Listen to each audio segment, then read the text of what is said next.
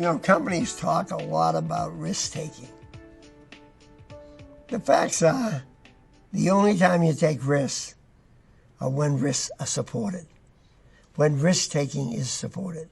Because very often in most companies, risk-taking is a good way to get your nose punched in, as you miss more often than you hit. So a company has to have a value again, a behavior around risk-taking. If you want risk-taking, you'll reward risk-taking. If you think risk-taking is important to get to the mission you've got, you'll reward risk-taking. If it isn't, if you don't want risk-taking, you don't need it to get to your value, your mission, you won't make it a value. We had risk-taking as a value. We had a lighting business that came out with the fluorescent, if you will, bulb that's out today, 21 years ago. And it cost $15.99. The team worked night and day to get this bulb out. Well, incandescent bulbs were 65 cents and $15.99. People were green until you told them it was $15.99. And it was energy saving was good until it was $15.99. And we couldn't sell them. The venture flopped. It was a big venture. We had 30 people on it. Got it all excited.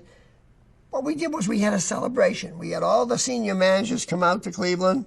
We gave everybody on the team a television set as we closed the business down. That was our attempt to say we want risk-taking.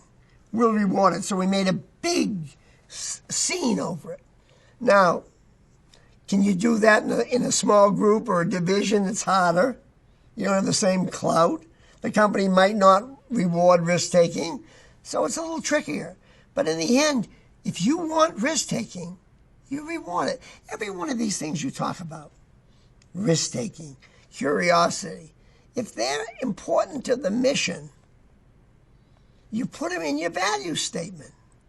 I wanted a learning organization that wasn't afraid of risk. So, those are two values. You might have 8 values in total, 6 or 8. And when you see them, you reward them. That's how it works.